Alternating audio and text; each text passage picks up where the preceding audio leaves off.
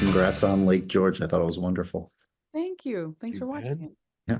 I also wanted to say the two of you are terrific in everything that you do. I'm huge fans. Where are Uh, you coming from, man? Where you at? Where are you? I'm in LA, Mm. Looks born. like you're in the Close Encounters of the Third Kind with that satellite in back of yours, huh? Well, good. That's the idea. Movie reference. Yay. Yeah. And Lake George included. I mean, add this to the list. I loved it, and it kind of reminded me of the Coen brothers' work, particularly Fargo. And I know the two of you were in the same season, one of the best seasons of Fargo, I think, on sort of the other side of the law as Lake George. So I was curious for you. I mean, in approaching and then tackling Lake George, did you find that experience at all prepared you for the unique sort of quirky tone and nature of Lake George at all? Okay. Who wants to start? Jeffrey certainly did reference Coen Brothers in tonally. That was one of his comps. Yeah. Um, but you can imitation is the best form of flattery, I guess. Yeah. I don't know that it felt Gloria Bergel is so far from this that I don't know that it influenced, but it did influence it insofar as that's where Shea and I became good friends and sort of secretly committed to work together again. And it was Shea who brought this film to me. He and Jeffrey had been kind of trying to get it up and running for a couple of years. And so when they finally got the money and brought it to me, it was so thrilling to A, be offered a lead, and B, to play such a, unpredictable person whose energy is actually much, much closer to mine than anything I've ever played. And I love Shay. I'd do anything with Shay. Well, that's great. Do you want me to take that or no? Well, yeah, sure. I mean, if you have anything to add, or Yeah, well, look, we're pretty simpatico, her and I.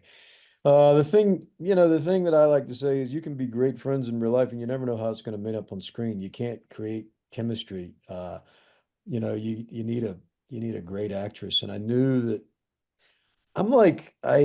Carrie takes really good care of me in real life in odd ways, and I kind of feel the same way with her. I want to see her get her due as an actress. I think she's a great quote unquote character actress, which I don't really know what that means. She's an actress who should be playing these kind of roles. And if there's a better performance right now, and I've seen a lot, I haven't seen it. The charisma, like she said, this is closer to the Carrie that I know. She's she's goofy when she needs and zany and like she swallowed a light bulb. She's, charisma, but she also is very thoughtful and a great listener. And that's what you need. That's a lost art today. Mm. And film is to be able to listen on camera. You know what I mean? yeah, yeah. Well, that's great. Yeah, you sort of answered my next question. I was going to ask, what you like about each other as actors, but I think that paints a pretty good picture. Uh, but Okay. yeah, and then you have some great scenes in this alongside Glenn. Such a fan of his from over the years, and I was curious if there was anything surprising about him behind the scenes that you could share, or is he just the imposing scene-stealing presence that audience have grown to know him to be, and Yeah, uh, we love Glenn, Oh, man. yeah. Yeah, So, Carrie could take that or I can take that. no, take it, take it. You know Glenn well.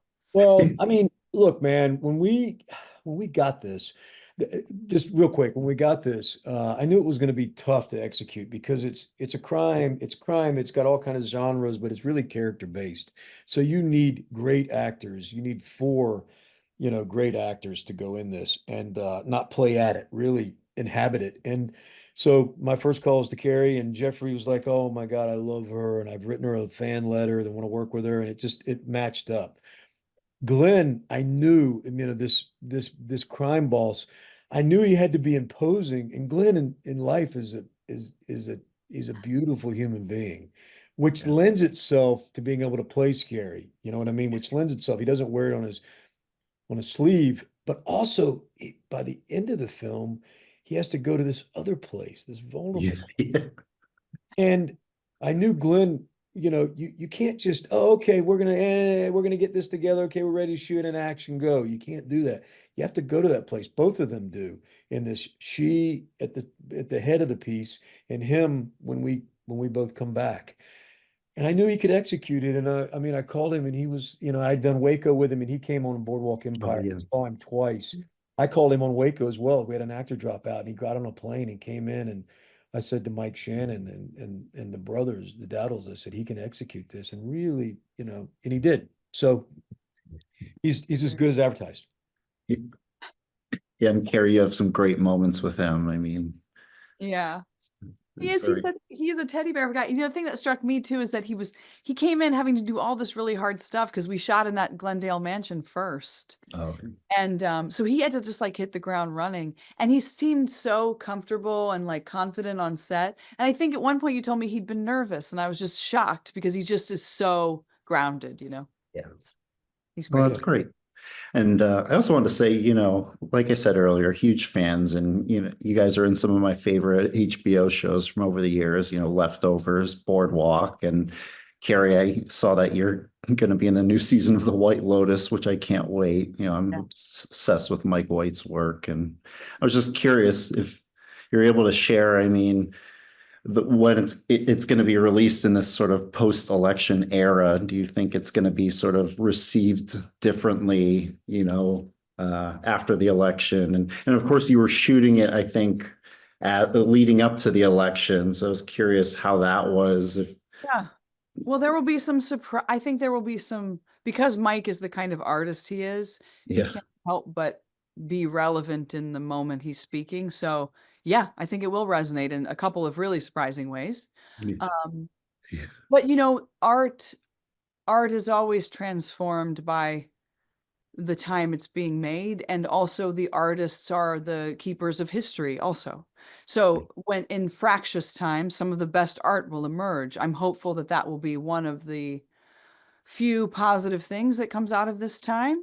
yeah, Maybe White Lotus has a chance, though. HBO is a premium network, but it's a show that I'm surprised by the number of people who watch it. So anytime we can have art that creates common ground, that creates conversation, maybe there's hope yeah, for for just like meeting people where they are, instead of a sort of a binary idea of a space that someone occupies or an identity someone occupies. We certainly need to dispense with that, but yeah, I just hope that we have a free and fair election in 4 years. It's my yeah. hope.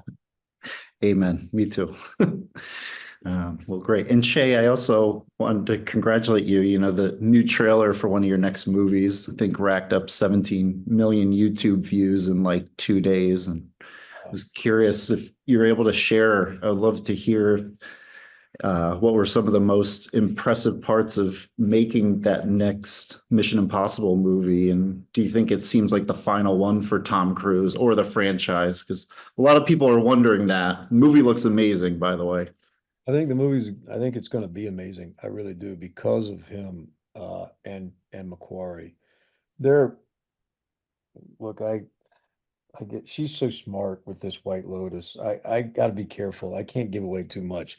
I get in trouble. I've gotten in trouble already. I think it's one of the great things is just to be around these guys that love cinema. I mean, Tom's not, there's nothing phony about him when he says how much he loves and he wants people to come to to to uh to see movies.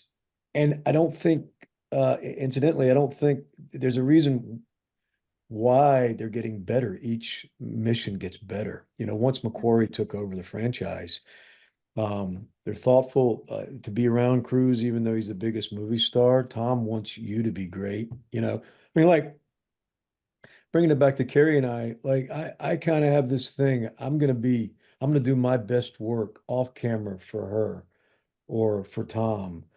You know what I mean? And if conversely, if they feel the same way, you're generous, the generosity within scenes and acting partners. And I told Carrie that early on. And I was like, I'm gonna do my best work off camera for you, and you do that. And then you get something that is visceral and people respond to. And I think that's what makes this thing so enjoyable to watch. It has depth and it has levity and it surprises you in places and it makes you feel for these two characters. And you don't always do that anymore, in Yeah. film. Yeah.